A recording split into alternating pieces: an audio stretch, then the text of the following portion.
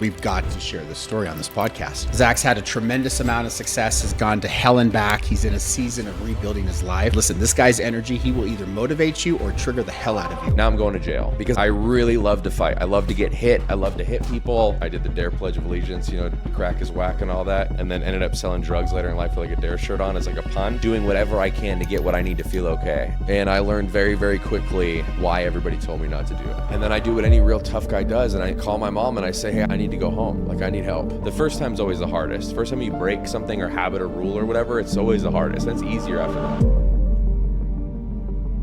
Well, welcome to the Burn Up Podcast. I'm your host, Adam Nugent. I'm really excited about today's episode. Powerful. I'm going to use the word powerful. Man, that I've got joining me today. I've got Zac Ross joining me. Zac is the area manager for Experience Roofing, and I'm just getting to know Zac here in the last several weeks. I had breakfast together here recently, and he started to share a story, and I'm like, oh my God, we've got to share this story on this podcast. Zac's had a tremendous amount of success, has gone to hell and back. He's in a season of rebuilding his life, and he works with my two older sons, and I love his influence, and we just celebrated his birthday here a couple days ago. I did a post on my story, celebrated him, and I just said, listen, this guy's energy, he will either motivate you or trigger the hell out of you. And he does both for my kids, because I just truly believe that, like, when we get triggered, that's the sign, that we need to look inward. We're going to talk about a lot of different things, and this is a man you want to follow. He used to have his own podcast, had a tremendous amount of success. And again, 2026 is his rebuild year. And trust me when I say that this man is going places, and it's an honor to have you here on this rebuild journey. So Zac, thanks for joining me today on the Burn Up Podcast. Yeah, dude. Also, thanks for the post, man. A lot of people love that. I got a lot of good feedback. People thought that was great. I was like, yeah, he makes me look good. So let's just kind of dive into it. So you're new here in Utah, we live here in Salt Lake, and you've been here just a couple months. I mean, really moved here like 2 weeks ago, but yeah. Yeah, so just barely, Yeah. And you've gone through a whirlwind of change. Is that fair? Very. Let's go back just, to the previous life, if you will, right? Because you're from where originally? I mean, LA, but then Vegas. Moved there when I was a kid. Yeah. You were living, is it fair to say, the gangster life? Yeah. After 16, yeah. Let's set the groundwork of kind of like where you came from and like the world that you were in. Yeah, my mom is an immigrant. I was raised by her. My biological father left before I was born.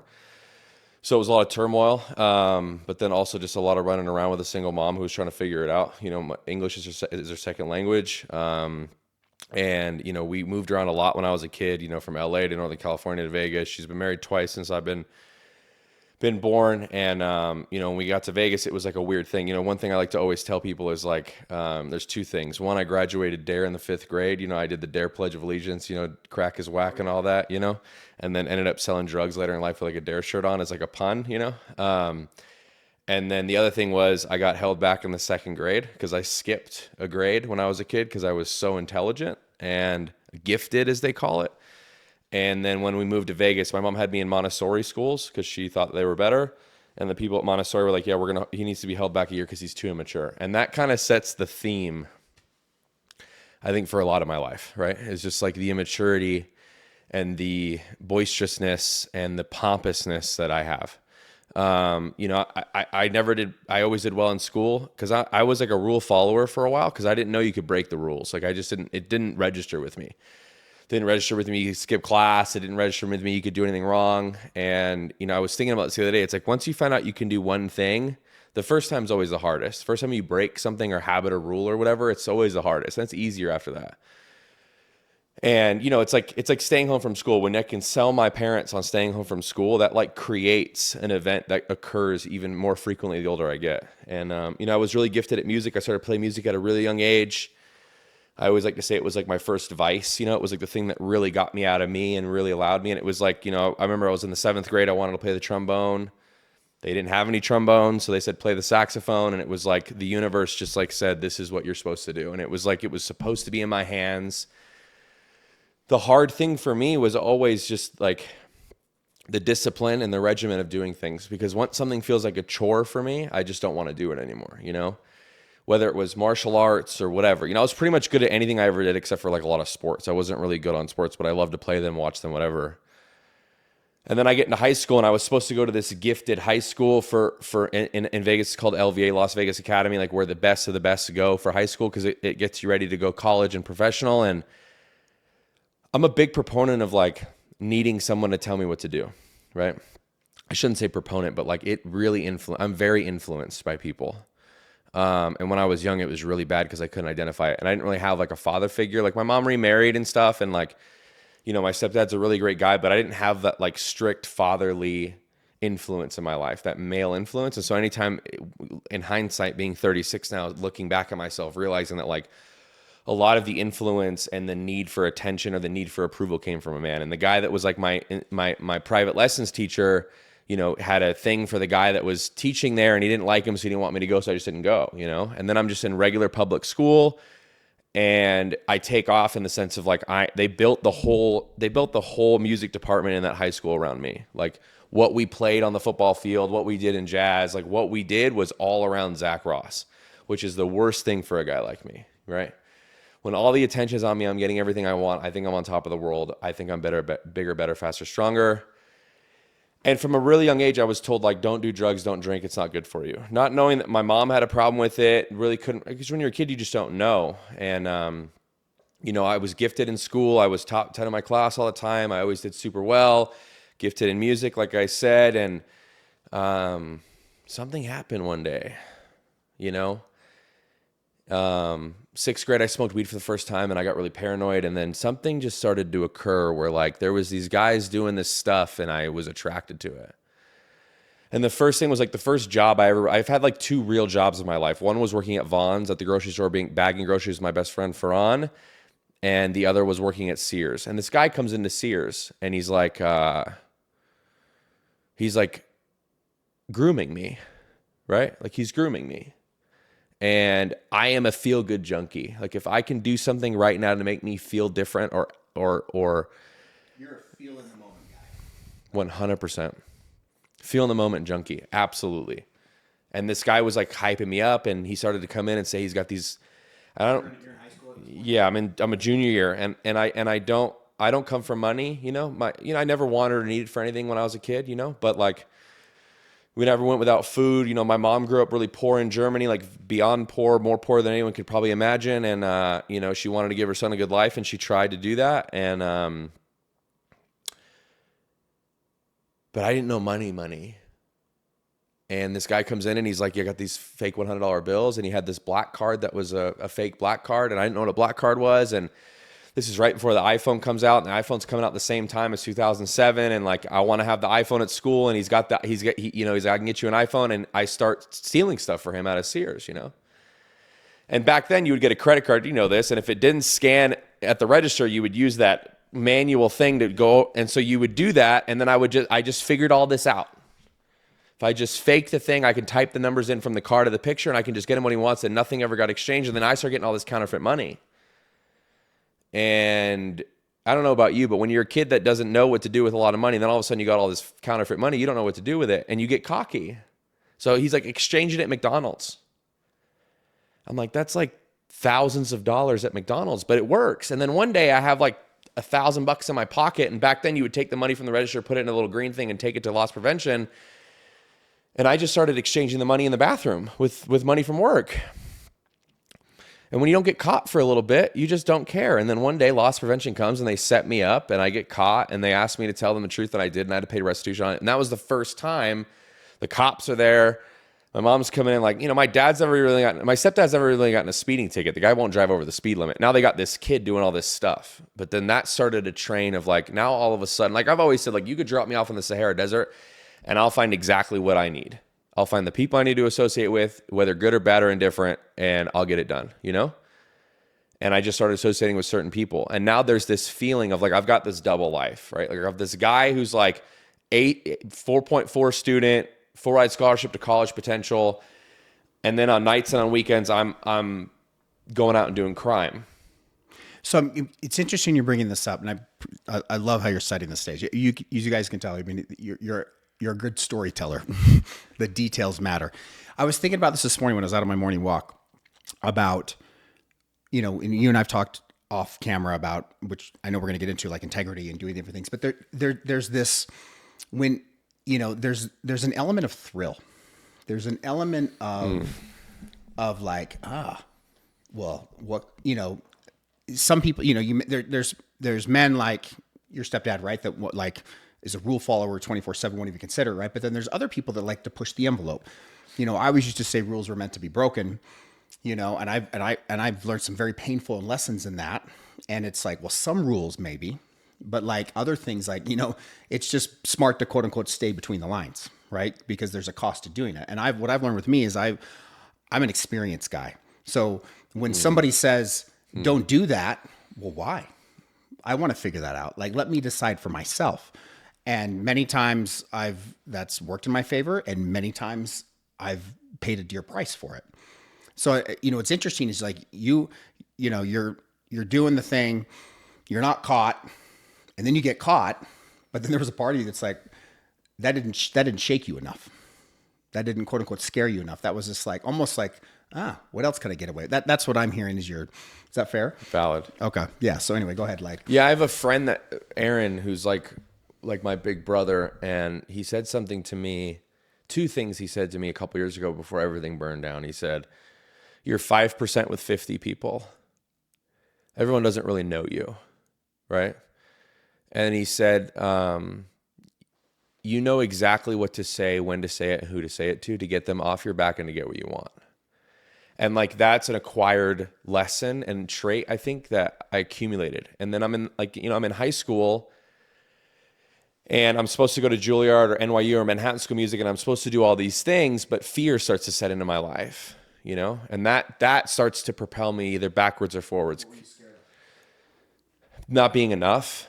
That was the biggest fear it's still the biggest fear probably I have, is just not being enough, That has been my core childhood wound up until here recently, is that I'm not enough. So I connect in that deeply. Yeah. And you and I are among, I would argue, billions of people that have this core childhood wound that they don't feel like they're enough. And don't even know what to do with it. And then it's like, it's been said to me before, like, you can't see what you can see. We talked about this the other night. You can't see what you can see until you can see it. And then also you can't read the label while you're inside the jar. Yeah. I love that. Yeah. And the musical director, Dave Loeb at UNLV, which has one of the best jazz programs in the country still to this day, starts coming to my high school. And then, in high school, when you go do like your jazz band goes and does like a thing, it's called a jury every year. It's like your test. How good is your band? And that year, the whole entire thing was just me standing next to the band. A jazz band's like five saxophones, 5 trombones, 5 trumpets, and a rhythm section. And I'm standing on the side of everybody, just soloing the whole time. And there's guys on tape, the jurors on tape, like, wow, that's, complimenting me profusely and not talking about anybody else. And this was the first time where I didn't get what I want. My first band director in 9th grade, I'll never forget this, was like my best friend. He was like a dad. He created an award in the school for a senior to get. It was the Duke Ellington Award for the high school. And it was made for me because he knew I would get it. He ends up leaving, which was catastrophic for me back then. And the new guy didn't like me.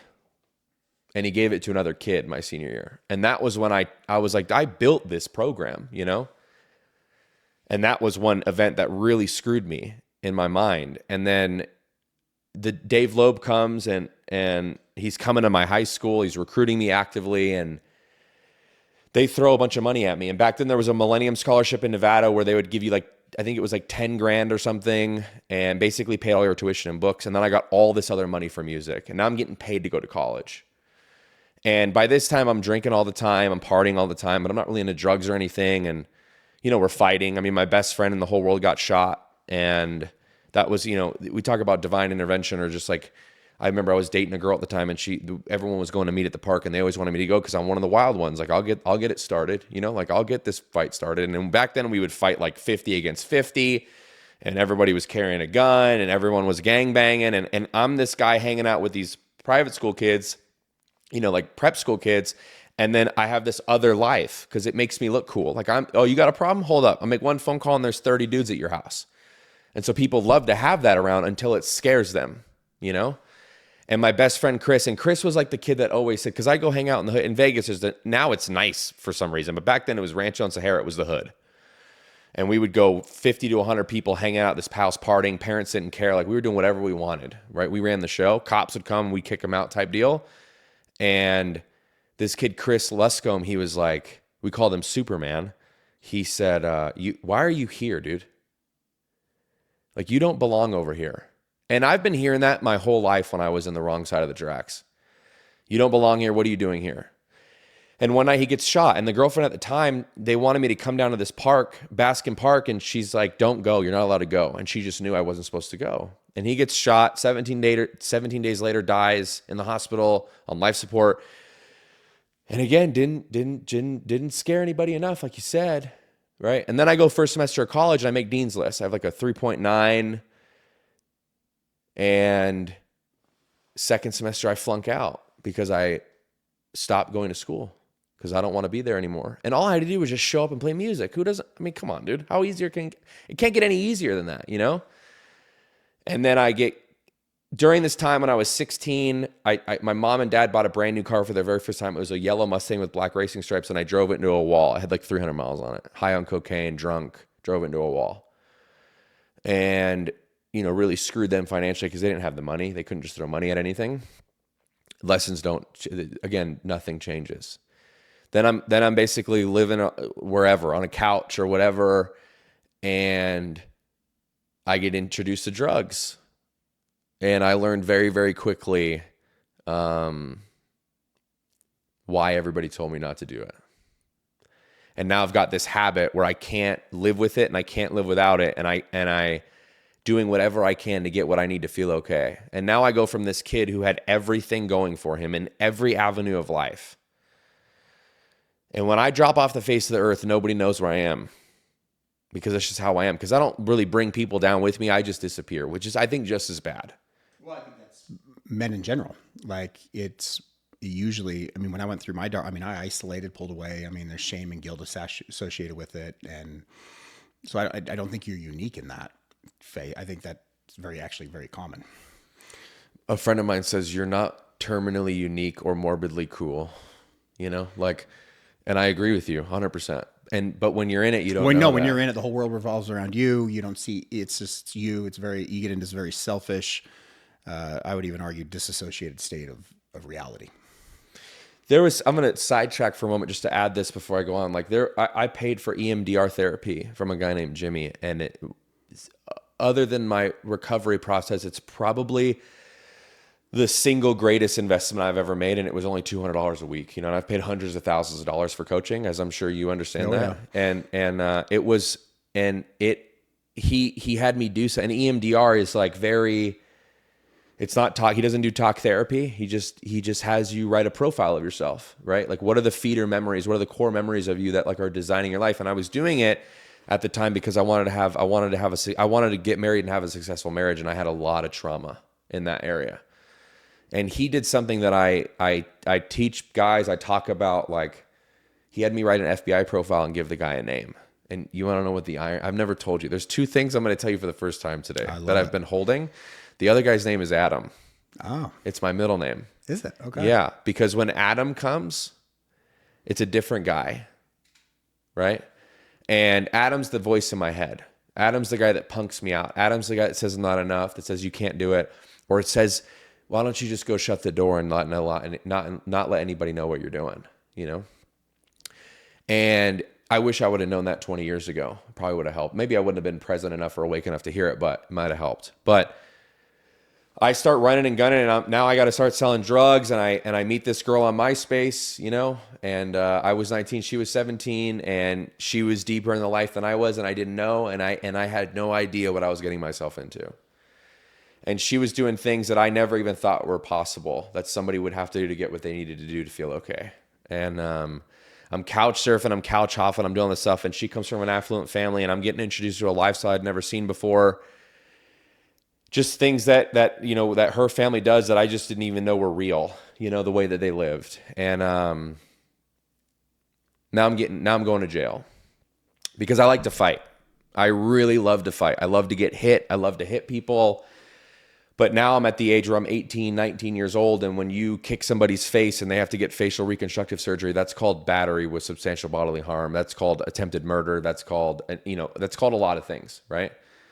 And now I'm running. Now I'm on the run because people are looking for me, right? And now I've got guys that I'm doing business with that are wearing certain colors, that are, acting in certain ways that I owe money to, And I can't let them find me because it's not going to be good. Because these are the kind of guys that'll lock you up in a garage and wait, you know?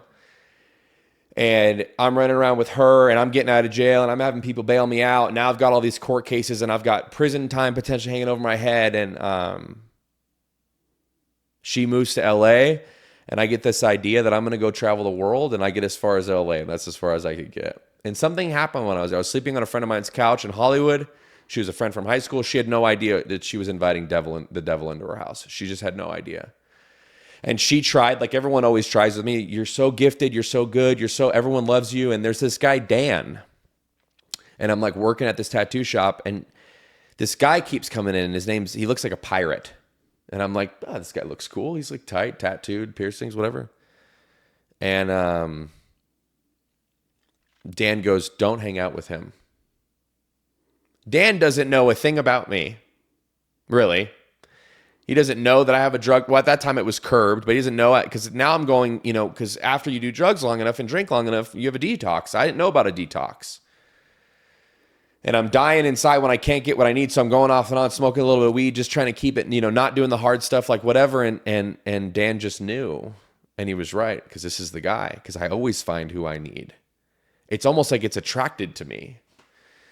And she ends up figuring out what I'm doing and the drugs I'm doing and what I'm doing when she's not at the house, and she kicks me out. And then I go live with this Christian family for because I can talk my way into anything.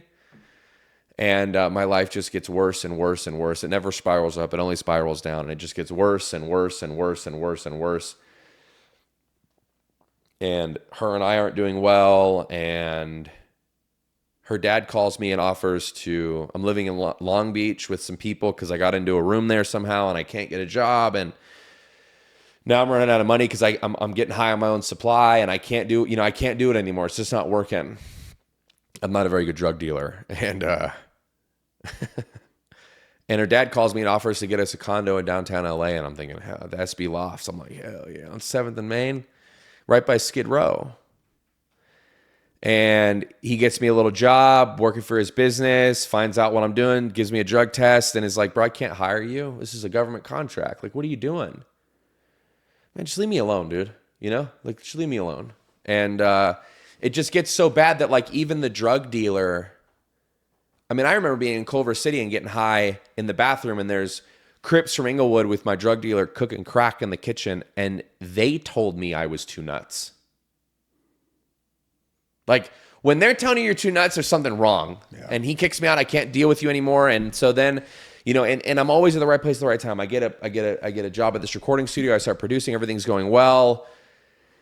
And they tell me I'm too nuts, and they kick me out of LA, and they run the scene in LA. I can't get a job. I can't DJ anywhere. I can't play music. I can't produce. I can't do anything because I got this label on me. And then I go into a 7-day blackout. I come out of it, and she's gone. And I don't remember why or how or whatever. And that's a dark place to be when you can't put days together and you don't know what's going on. And then I do what any real tough guy does, and I go back to, I call my mom and I say, hey, I need to go home. Like, I need help, And I hadn't talked to my parents in a while. And, you don't even know until you have a kid what it's like when your kid's missing and you don't know where they are, regardless of their age.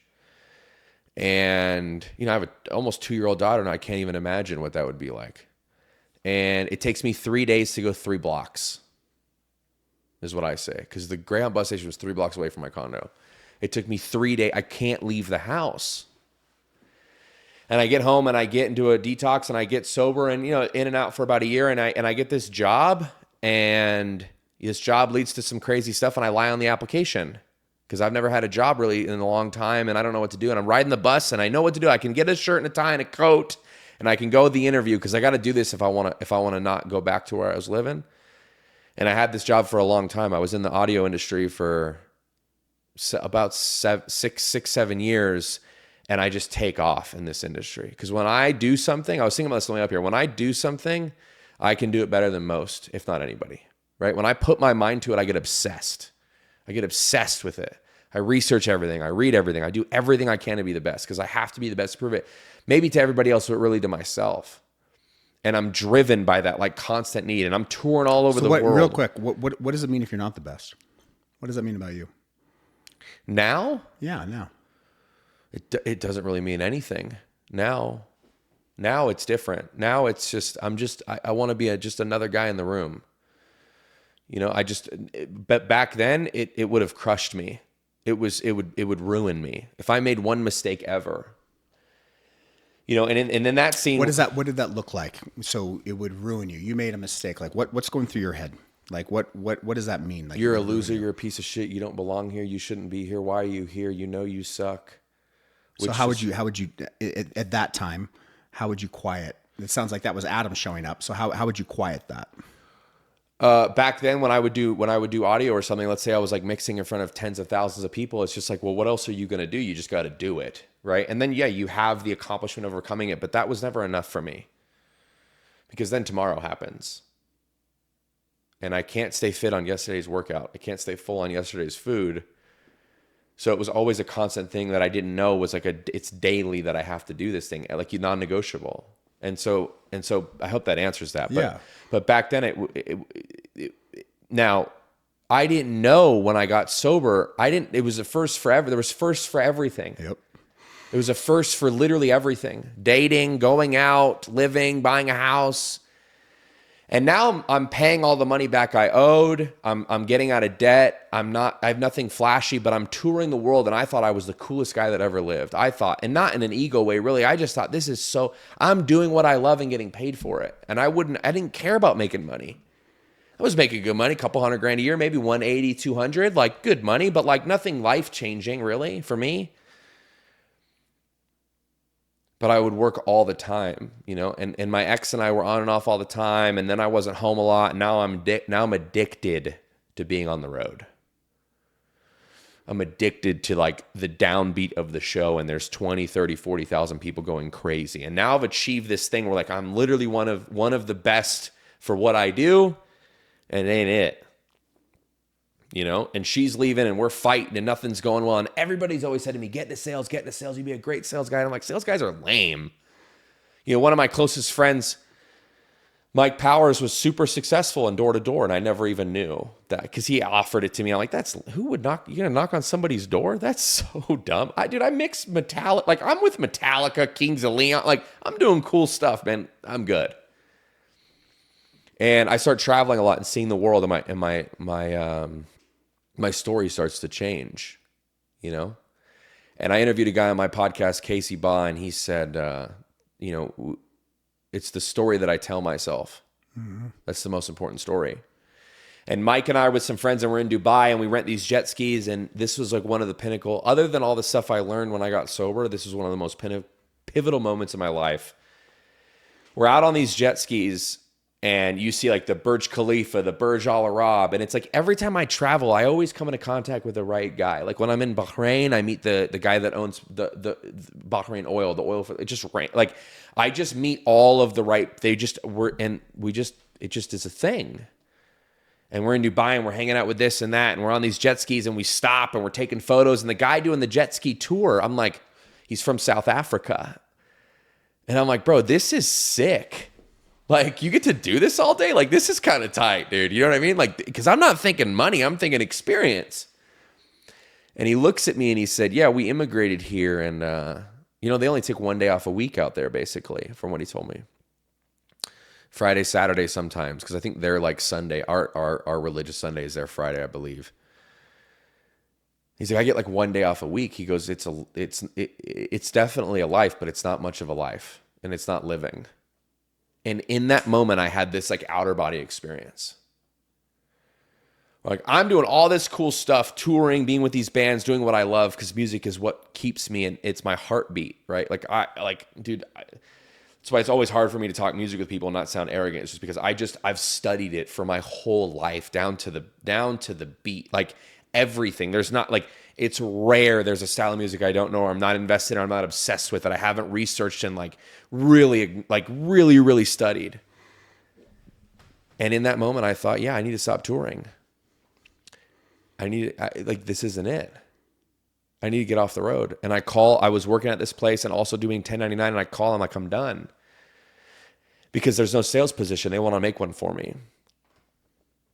And I have a buddy who has a construction company and I see all these guys making all this money. I'm like, how do I make this kind of money? And I had this idea because I've always got an idea. It's a good idea. And it was back in 2018, 2017. I want to do smart home integration. I want to buy these. I want to get an investment flips. I want to get some investors. I want to flip these homes, make them smart homes, full facial recognition, all this stuff, do all this cool stuff. And then I want to sell them. And that's the business. And so my buddy was doing these high-end million, $2, $3, $4, $10 million renovations. And I'm like, I'm going to go out and learn it. And he's like, and I get there and there's not really a job for me, and I'm running out of money, and I've got this house that I bought. Now I'm selling the house because I need some money, and I'm running out of money, and I'm taking some gigs every now and then trying to do what I do. And I'm trying to have this relationship back in Vegas, and I'm in Charleston, South Carolina. And him and my boy Mike like, why don't you do roofs? And this was the first introduction to business for me. And I get off the plane on I'll never forget. I was talking to, I have my letter. I talk about Dom about this all the time. It was March 20th of 2018. I got off the plane. And when he says Dom, it's my oldest son, Dominic. Yeah. Yeah. Sorry. Yeah, you're good. I get off the plane. It's March 20th of 2018. And they had the biggest hailstorm they had in like a decade. And I just wrote a ticket. And I didn't have it. My boy Chris is one of the best salesmen I've ever met in my whole life. But he was... I had a really bad experience where like a lot of people told me never pay for sex. And I go to Costa Rica and I have an experience of doing that. And it was a bad idea. It was a really, really bad idea for me to go there. And, that's why I always joke now, like if you see a married guy saying he's going to Jaco, Costa Rica, and you've been to Jaco, Costa Rica, you know why he's going there. Yeah. And I have this thing now. I've got this new thing that's making me feel good. Like you said, I can hide out with it, right? Somebody told me one time, it's not about watching the porn. Porn isn't the problem. It's the secret. It's the secret. And I shut the door to the spirit. Whatever you believe, God or universe, I shut the door. I turn the lights off, and now it's just me. And I leave God or whatever you believe in out there. And I'm in Charleston, South Carolina, and I was just talking to him the other day. And just a couple days ago, and I started making more money than I ever thought was humanly possible. And I was so good at it. And I mean, I was insane. The shingle manufacturer's bringing me out to talk to people. They're having things like da-da-da-da-da. I'm putting and I don't know about the door-to-door community. I just know that I'm sending out these letters. People are coming and I'm selling. And I was selling in a community, Seabrook Island in Charleston, South Carolina. I mean, I tell Dom this, I was so good to this day. I haven't sold a roof in Charleston since 2019. I still get calls once or twice a month, once every other month, of people wanting they got referred to me by somebody else because I was so good at it, because I just didn't know. Ignorance is bliss. But I researched everything. There was this lady showing how to estimate jobs. It was like a $3,000 course. I hacked the course and then paid her a little bit of money for things I couldn't find on the internet. And I was writing up these jobs. I mean, adjusters wouldn't even come to the home anymore because I was so good, because I would argue till I was red in the face for the homeowner. When I started to realize why I'm on this earth is to serve people. That's why I'm here. I'm here to help. I'm here to serve. It's not about me. It's not about me.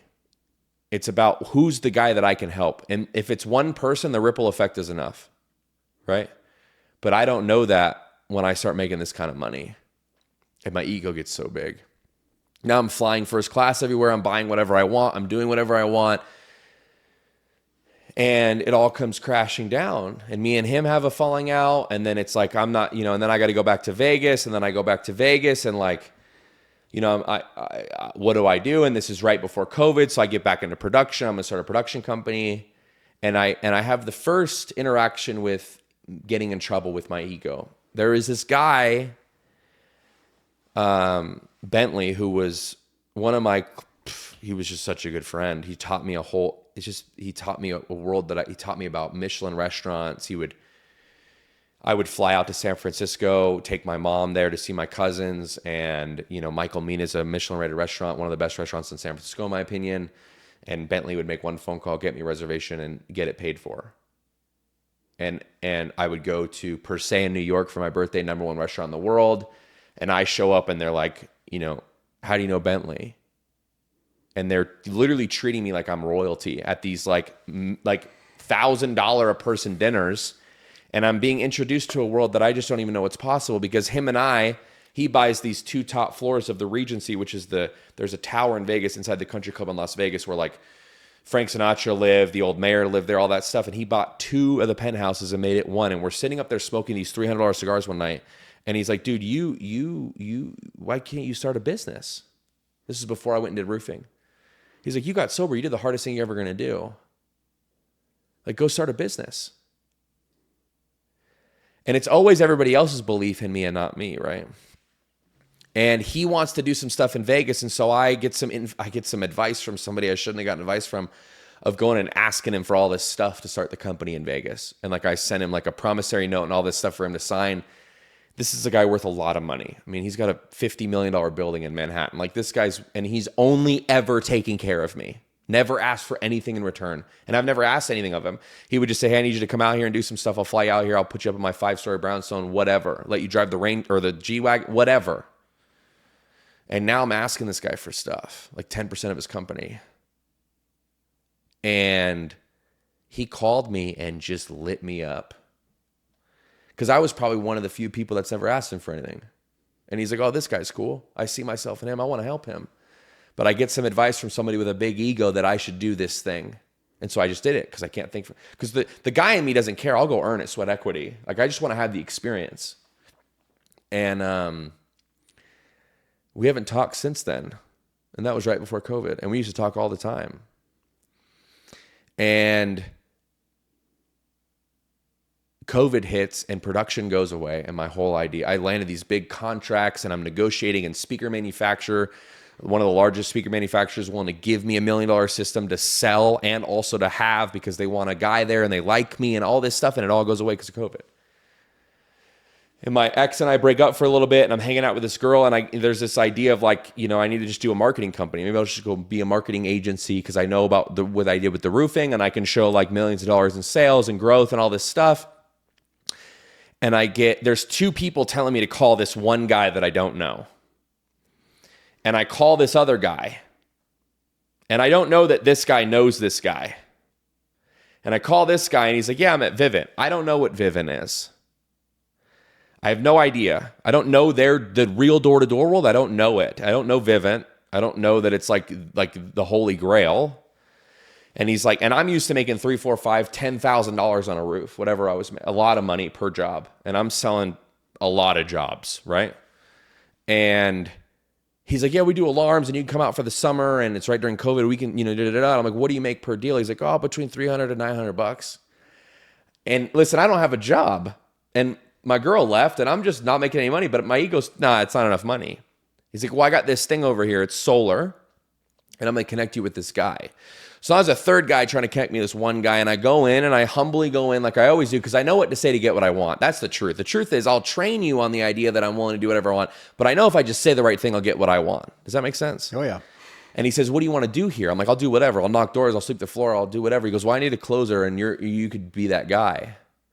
And I get introduced to door-to-door. And it was like I was put on this earth to knock doors. It was unbelievable. And now I'm studying every sales book you could study. I'm doing everything you could do. I need a creative outlet, so I started this podcast. It's one of the biggest podcasts in the industry, and it just blows my name up. And it gives me all this validity that I haven't earned. And I was talking to Dominic about this just a couple nights ago. Even getting brought into experience was divinely inspired. And we'll talk about that. But like, I get brought into this thing, and we negotiated some stuff or whatever, and then they go, we're going to put you under Dominic. I'm like, he's 23 years old. This is what I'm thinking in my mind. He's 23 years old. He hasn't even, I've done more in the industry. What? In my mind. But a thought comes because I'm present in my life and awake in this moment. And I just say, okay. Because the kid made more money than I did last year. 20 times more than I made last year, probably. Because I didn't do anything last year. And I was never willing to do that. Because I want to skip the line. And I get into solar. Long story longer. I start this podcast. Everything goes well. I build this massive team, a great organization, in my opinion. And something starts to happen where I'm just sick of it. And I'm in business with this guy. He's also my boss. And we start to just not get along. And so I just leave because I can't do it anymore. good, bad, or indifferent, it's what happened. We get into a crazy lawsuit. I don't know what to do. And I had this coach I was paying, Monica, who was also insanely impactful in my life. And I'm in Hawaii at my ex-in-law's house with my ex-wife. And Monica's like, why don't you start your own company? I don't really want to. It's a lot of work. I just want to go make millions of dollars with, like, let them pay the payroll, let them deal with it. I just want to grow and sell. And I do it, and we get just massive success. And we start off in a living room at Morgan's living room and all this stuff. And I just start making way more money than I even thought was real. And I had one conversation with a guy one time, and it was, you can either be the guy that does 20 jobs a month and be successful and do that for the rest of your life and make a lot of money, or you can be the guy that does $100 million a year. And I didn't want to be the guy that does $100 million a year until we sold 30 something in a week, until the $100,000 check comes in, until I'm like, what? And then I'm selfishly keeping things. And then I act out of fear, and I've got the house and the cars and the wife and marriage and all this stuff. And I just can't stop. I'm 265 pounds and I can't see it. I just can't see it. And I start taking too many risks. And people always say, like, a good business owner will identify risk, and then when it becomes an issue, they'll just take a step back. And I got people on the road for 4 months away from their families, grinding, cracking the whip. And like what you talked about, I'm not really doing anything. Rather than doing what I'm good at, which is out selling and producing and creating and mentoring, I'm not really doing it. And then I get this master plan to, my ex wants to raise our kid. We get pregnant, and she wants to raise our daughter in Austin, or have the baby in Austin. So I'm like, I'm going to go to Austin. You're going to go to Houston. You're going to stay here. And then it just all blows up. And all the money's running out, and I can't do it. And now I have this visceral reaction to the door, and I can't go knock doors. I can't do the only thing I know how to do. And my friend Zeke says to me, like, yeah, you're the doctor who doesn't do. You're the guy that prescribes but won't do it himself. And I'm sitting in this apartment, and my ex is living with her parents because I'm trying to figure it all out. And I'm just like locked in a room playing video games. And I just can't figure it out. My recovery's out the window. Everything's out the window. I'm not doing what I'm supposed to be doing every day. She comes to Austin. Finally, I start putting it together, and I call a friend of mine, Zeke, and I go and I work with him. And he says something to me, which is the other thing I was going to tell you. Everyone's got a nickname in the office. Mine was Phoenix. Because at that time, we thought there was a rebirth happening, but I wasn't done. And I go sell all these accounts in a month and all this stuff, and we have our kid, and I'm not a good husband. I'm not showing up mentally, emotionally, physically. I'm just trying to work, leave me alone. What are you doing? What do you want? And she takes the kid and she leaves, and she should have, you know? And now I'm alone. And I spend 90 days in this condo in downtown Austin, and I can't leave except for to go get Zins. And I turn my phone on Do Not Disturb, and I put it in a drawer. I don't show up as a husband, a father. I don't show up as a friend, a mentor, a boss, an employee. I don't show up anywhere. And I get some advice to go back to Vegas, and I can't do it. I just can't do it. Why? I just was stuck because that fear came back. You're not enough. What's the point? Just chalk it up, bro. You tried. You're not good enough. And that's just replaying in my mind every day. You know, it's interesting, if you don't mind, we go here. Like, as I'm hearing your story, and I appreciate the details, right? And I'm curious to ask you this question. I'm going to ask you the question, but I'm going to back into it. It's like, it feels like there's also, when you start to have an element of success, now you've said it multiple times, I'm making more money than I ever thought possible, right? And then it's like, you're in that season, but then it feels like maybe, again, attached to the, like, I'm not enough, is that there's this component of maybe not even conscious. And I'm sharing this because this is a common thing that I'm seeing with a lot of people, is that they're, you know, worthiness comes up a lot for the guys I work with, right? I believe most people question their worth. And what I've seen happen, like, for example, you could have a guy that's crushing it in business, and if his relationship, let's say in his marriage, is off, there's a component of him, mostly unconscious, that he doesn't feel worthy of love. So if someone doesn't feel worthy of something, they will unconsciously sabotage it no matter what, no matter how much effort goes into it. But, relationship, your partner could be completely pouring into you, but if you don't feel worthy of love, you will reject it. You'll push it away. This comes up in business, that if somebody doesn't feel worthy of success, the minute they get success, they don't know what to do with it. There's a component of them that feels like, hey, I'm not worthy of this. I don't know what to do with it. And then unconsciously sabotage the whole thing. So it's interesting, because I'm hearing you share these stories, and each moment you're making more money than you ever have. You're making more money than you ever have. And then the collapse, boom, start over, boom, start over, right? So that it feels like even now, right, as you're in this rebuild, this Phoenix now, I truly believe you're in this Phoenix season today, is just something to be aware of. Because people listening to you for the very first time, and there's not one part of me that questions that you're not going to be back at the top of the game, much more grounded. You'll blow through whatever you've done in the past, but then something to just be aware of, like that's a theme that potentially when you start getting back into that could potentially creep back in again. And then notice that, like, oh, wait a minute, am I, call Adam or call whoever you want, right? That unconscious thing, but that it feels like there's a component of, like, you internally that might even question, like, hey, I'm worthy of this success. I've earned this shit, and I'm sharing this because it affects so many people.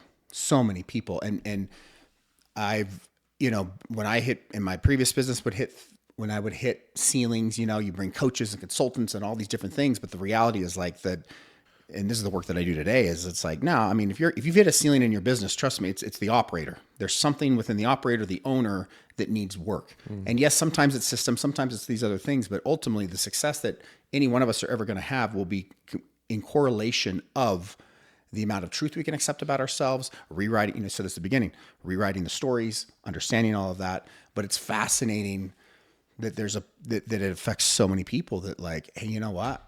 I don't feel worthy of this,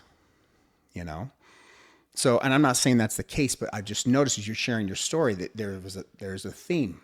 There's themes that keep showing up, right? So just something as you're, again, in this new grounded state that you're in, just recognizing that. And I'm not sharing that to call you out. It's a mirror just to look at and just to be aware of it. It may, and I could be completely up in the night, and what do I know, right? But I see this all the time with guys, all the time. And it's like when you hit, or you'll see this, all the time, where people hit a certain income thing, and then it's like, well, I'm comfortable. But then they like, can I get more? Can I get more? I remember you mentioned $100,000 check. I remember when I got my first 6-figure check, I remember I sat there and I'm like, holy shit, this is new. And then the next week I got, I think it was, I can't remember, it was like 20 or 30,000. I wasn't expecting, right? But then in 2 weeks, 130 grand. And I remember sitting at my desk. This is like, I don't know how many years, 15 years, I don't know. And I just started crying. I'm like, holy shit. But the way my brain's wired, I'm like, okay, this is the new baseline. Where do we go from here?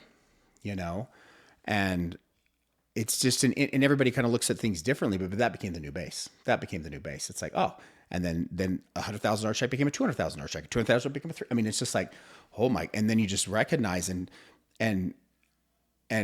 where I had other limiting beliefs in other parts of my life on that part of it, it's like, what else is possible? What else is possible? And so again, just like, I think ultimately people that are able to break through the thresholds or the ceilings, if you will, it's all rooted in a story. And it's fascinating to think, like, could it be just that little unconscious or that belief that, like, I'm not enough? Or it's like, fuck, I'm worthy. I just, I've earned this. Hell yeah. How far can we go? It's like, because we're the authors, we're the creators of our life, and if we want it, we got to go get it. And I say this all the time. The only difference between somebody that's made it and hasn't made it, whatever made it is to you, is that the person that's made it has been willing to do something that maybe you haven't been able to do. And then there's an asterisk up, next to that, up to this point, period. Like, so yeah, anyway, kind of a tangent, but it's kind of in alignment with what you're saying, and I appreciate the openness of just saying, like, hey, this core belief, you've said it multiple times, like, it's this whole thing. I'm not enough. And it's fascinating. You're at the top of the game, making all this money, whatever. And then all of a sudden you get back into that headspace, Adam, right?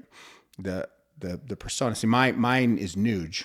It's my inner child. That was my high school nickname. So it's Nuge that wants to keep me safe. So I'm like, all right, Nuge, I hear you. So I have this inner dialogue. I think everybody can do it differently, but I've found that to be very successful for me, or to help me recognize when my unconscious inner child's taking over, trying to keep me safe and just telling a story that's not real versus me, and recognizing, what's going on. But I've been there. It's like when you get into that headspace and it's like, and then you freeze. And then it's like, and then you get stuck. Like I remember when I was in an addictive pattern, video game, whatever, it's like, it's too painful. We don't want to deal with it. And then until we're actually willing to do it, it just takes us deeper and deeper and deeper and deeper until finally it's like, uncle, So. No, I agree with everything you're saying. And that's why, like, I have people like you or Frampton or Hillset or whoever, my spiritual mentors, like, they just, what my friend Aaron said, like, if I'm 100% with you, then like, to call me out. Like, like, what are you doing? Like Frampton did it a couple months ago. I take this job and like, I'm all about it. And that was divinely inspired in its own way. And, I'm like living in Vegas. I go do a couple blitzes in Texas. I don't get paid on the jobs. It's not working. Like it's happening again. I'm like, I got to get out of this industry. Then I'm knocking in Vegas and I can't sell anything. And my buddy owns a gym, Carlo, one of my Smash Iron Fitness in Vegas, one of my closest friends and confidants, and just like a really, really centered spiritual guy, a very godly man and beautiful family. I've known him since we were kids, man. Lets me just work out at the gym for free because I have no money. And I'm like living, I go back to Vegas, I'm living with my uncle back in the room that I used to do drugs in when I lived with him for a few months. And I remember being in that room thinking, holy shit, dude, there's like unfinished business in my life. Like it's almost like the universe is literally telling me you need to relive this so you see what it is, where you end up when you don't stay focused. When I make everything about me and not about serving other people or like helping other people, that's when it blows up. Because that's really what it is for me at the end of the day, and I know that. When it's about me, it doesn't work. But when it's about you, it can work, right? My why's got to be so big it makes me cry. Like my why has to develop in a way that it's like, if I'm doing it for you, I won't change. And when my why used to be money, and like it ain't money anymore, man. And I'm hitting up everyone I can for a job. I'm applying to jobs. I can't get a job. It's crazy. And I don't have a relationship with my kid, and that's weighing on me. And my kid's up here and I'm down there, and I'm messaging John Frampton, and I'm like, he doesn't respond a couple of times. And then he finally responds, and I'm sitting outside the gym, and I had literally, you can ask Carlo, we were talking about this on my birthday 2 days ago. I was like, Carl, I think I'm done, man. I'm just going to go like do something else. And I'm helping him with his business and giving him some advice, just friendly advice, and trying to get him leads for the gym. And I'm like, I think I'm just done, man. I need to go do something else. And I'm sitting outside. Frampton calls me. He's like, what are you doing? And I'm telling him my ideas. And he's like, why don't you come up here? We'll fly you up here. And it was just what I was told to ask for, I got without asking him for it, as if it was divinely inspired. And as if it was, or was it? It was. No, it definitely was. Yeah. Yeah. No, 100%. You're right. Yeah. Thank you. And I'm like gung-ho about it. Everything's good. I'm up here. It's like the energy's great, whatever. Because I've built a name for myself. I've earned that. I earned that for sure. And he calls me one day, like a month and a half, 2 months ago, and John knows, and it's same with you. Like, bro, tell me the truth. Call me and tell me what time it is, dude. Do not hold back. I will not be offended. And I rarely will disagree with you, because I doubt you're calling me to tell me something I don't already know. And John says, Zach, let me ask you a question. Have we done everything we said we would do? And I said, yeah. He's like, have you? And I'm like, nope. Because I'm drifting back into that thing because it's comfortable. And when you're 35 years old and you're watching them repo the Range Rover out of the driveway, things shift. And when you don't have a car for a while, and you were the guy that had it all basically, and you got to ask for rides or whatever, you change. Hard head makes for a soft ass. And he says, why don't you come up here? And I came back up here, did some deals, and my ego's in the way a little bit, but not a lot. and I'm overweight. Well, at this time I started, working out and all this stuff, but I'm still not feeling the way I want to feel physically, And I'm on the phone with a guy driving back to Vegas like a month ago, and he's like, "Let me ask you a question. So your child and your work is in Salt Lake, and you're living in Vegas?" I'm like, "Yeah." He's like, "Why are you in Vegas?" Well, because it's comfortable. Because the reality of it is I have to come up here, borrow a car from a friend, and live at his house. And he's got 5 kids. I'm 36, dog. What are you talking about? But God shows up with skin on in my life and says, look, you got to go. And so I came. And because here's the thing, my daughter doesn't really know who I am, and it's probably been the hardest thing I've ever done. And it's all because of me. It's what actions I take or don't take. And I'm trying to build a relationship with her. And when she finally knows who I am and asks to sit next to me, my why just shifted that day. Because I didn't really know before that. And you know what? Good, bad, or indifferent, it took me a while to figure it out. Oh, I love that. Well, and everybody's on their own timeline, right? We can get comparison mode or do different things. And even what I just said doesn't really make a lot of sense. But it's fascinating. What I'm sitting with in my own life right now, and I'm recognizing just even the season I am and some big things that are coming on. What you've been going through is what I would call transformation. Right. There's in fact that Bryce Prescott, who produces this show for me, did a post literally this morning talking about people change, and he did a great post about the difference between change and transformation. They say people don't change, and what is change? In order to really embody or be something different, it's change isn't even the right word. It's transformation. And in order to transform, there literally has to be a part of us that dies. Literally dies. You can't have 1 foot in, 1 foot out. You can't have 1 foot in your old life and 1 foot in your new life and think that you're going to move, go to the next level if you're still stuck back here, right? Because the comfort, the 1 foot that's in the old life's the comfort. This side's uncomfortable, but you're feeling called there. But transformation, and we're men, right? It's like go, go, go, push, push, push. But transformation is actually more about letting go. It's about releasing. It's attachments, titles. Like you just said, I got to come up and work for this 23-year-old punk, right? It's like letting go of the ego. Okay. I'm going to move from Vegas and go live in a buddy's house that's got kid. That's letting go. The ego says no way, but then it's like, you know what? So this is one of the things I'm so drawn to you. Why? Just because of my own thing. And I'm drawn to anybody that's kind of been through this or going through this because I see you. Right? You can't know something unless you've actually experienced it. Otherwise it's just an opinion or belief. But when you've experienced something, it's like, oh shit, I see you. And so I honor that. But what I see with you as I'm getting to know you is you're just letting go.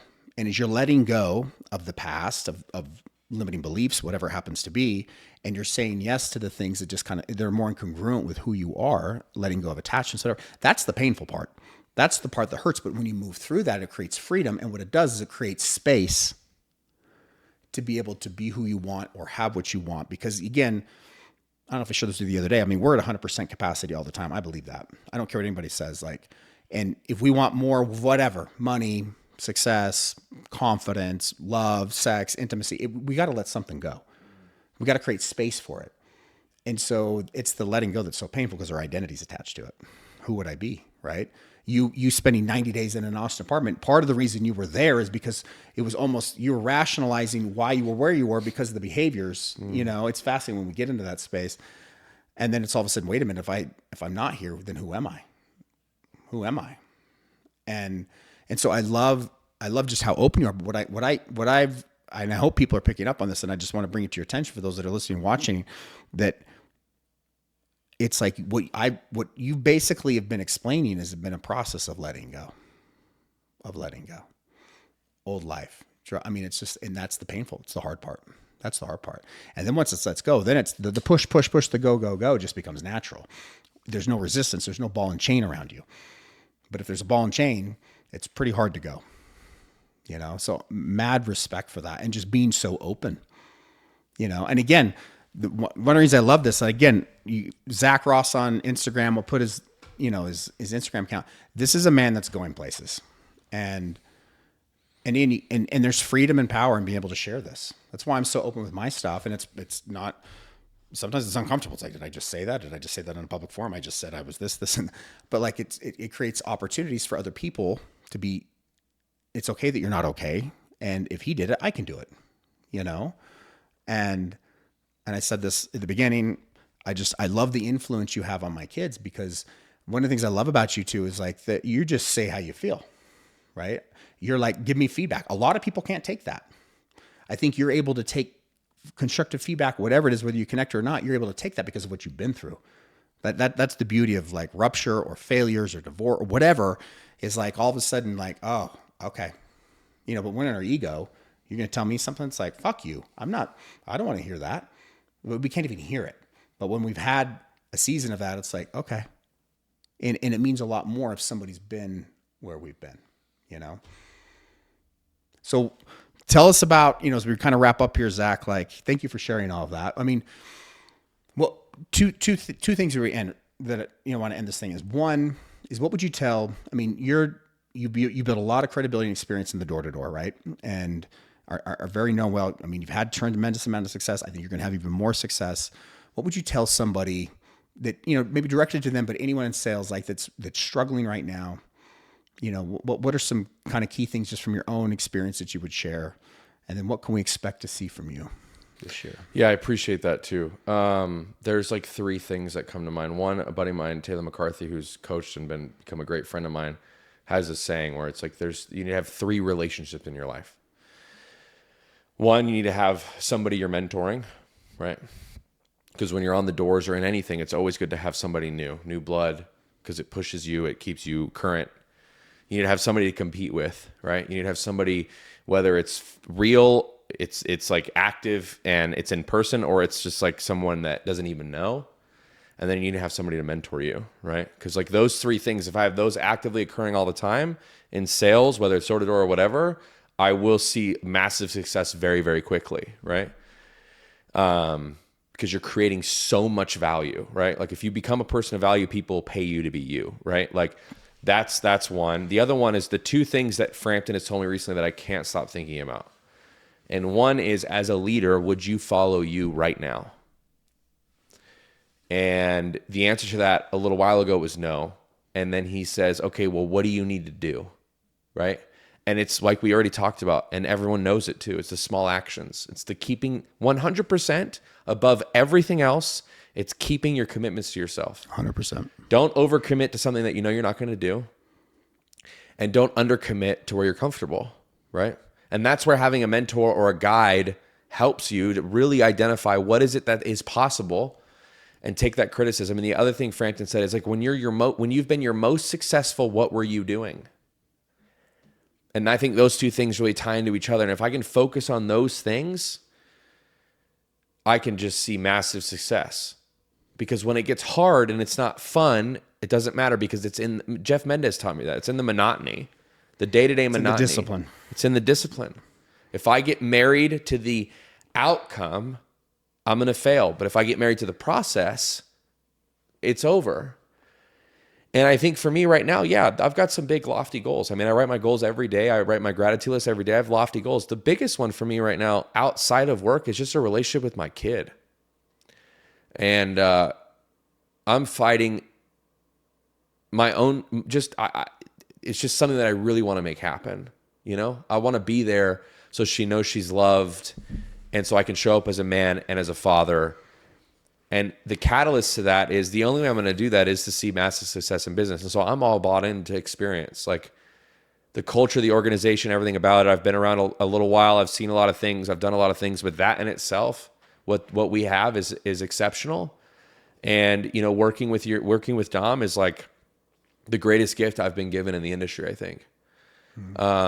Just because like we get to collaborate every minute of the day, and I follow him around. Because he's at that, when you find a guy, regardless, and I didn't know this, but when you find a guy, even if he's newer, but has seen, he was a Golden Door Award winner, number 3 in the country, okay? We're not talking about just some schlep, right? Like, Dominic's incredible. But like regardless of his age or time in the industry, if you attach yourself to somebody that is on the up train, the value add is insane for both of you. Yeah, that's where 1 + 1 = 11. Yeah. And that's really what it is. It's to build a massive organization to help people. Like even right now, I don't even care what I'm getting paid. And I say that the truth. It doesn't matter to me. Because I know the value. I know the money will come. I've had the experience. I know it'll come. But it's what value can I add? Because right now it's hard. It's still not moving yet for me, right? It's just the beginning again. So it's the same thing. Going out, knocking the doors, hitting my goals, 50 doors a day, whatever. Okay, let's go do it. But you've got enough experience, tuition you've paid, that you actually know what you need to do. 100%. It's just a matter of doing it. It's the discipline. It's in the monotony. It's in the boring. It's like you got to love the journey and fall in love with it and just accept the parts of it. And, with my fitness thing, I did a thing yesterday. It's like, I didn't want to go to the gym. And I'm like, it's like, it's a non-negotiable. It's like brushing my teeth. And in fact, part of my I am statement is like, it's almost like, it's not what I do, it's who I am. Like and this is coming from a guy that was paying a coach literally 6 years ago, like $6,000 or $7,000 a month. And we're having meetings. I'm like, how do I get my gym bag ready in the morning? I mean, I could go out and make money. That wasn't the problem, but I literally couldn't emotionally get my gym bag ready in the morning to go to the gym. I mean, it's wild to think that's where I was at that time. And now it's like, it's like, it would be the equivalent of me back then. Like, how do I brush my teeth? So tell me again, do I put the toothpaste on it? I mean, it's comical now. I mean, I love that guy. That's just the season I was in, but it took just consistency. And then all of a sudden it's not what I do. It's who I am, and then that's where I always say the hard button becomes the easy button. It's ever hard. The more and more you do it, it just becomes easy. You want something to be easy, just keep doing it. And then all of a sudden it's not hard. So anyway, well, brother, I appreciate you, man. I'm actually going to just say this right here. I'm going to just say it publicly. It's like, this guy's also going to start his podcast up again this year. He said it. I'm calling him out, holding him accountable. And big things coming from this guy. And again, I want to just thank you for the influence you have on my kids and even on me. And I'm honored to have you on here. And thank you again for sharing your story. Yeah, I got to say this too, like real quick. I'm also grateful for you. Like, you reached out to me. Everyone kept talking about you, and you took me to breakfast and we talked, and everything is showing up perfectly in my life because I'm awake and present. And so like, you having me come do this, I didn't want to do this. I've been talking about redoing my podcast for over a year or more, and you pushed me to remember, like, it's just, I love doing stuff like this, and I love being part of stuff like this, and I just have to do the things I say I'm going to do. So, and also just your insight and your friendship. And yeah, I agree. And I think the same for you. Like, it's an upward trajectory for you as well. And like, the things to come are crazy. So I'm immensely grateful just for our relationship and getting to know you, and having a place to like know I can go to if I need, because I don't have any road dogs out here, and now I do, and it came really quick. So I'm really grateful for you as well. It's an honor. Yeah. Thank you. Thanks, man. And thank you guys. Appreciate you joining us, and we'll see you next time on the Burn Up Podcast.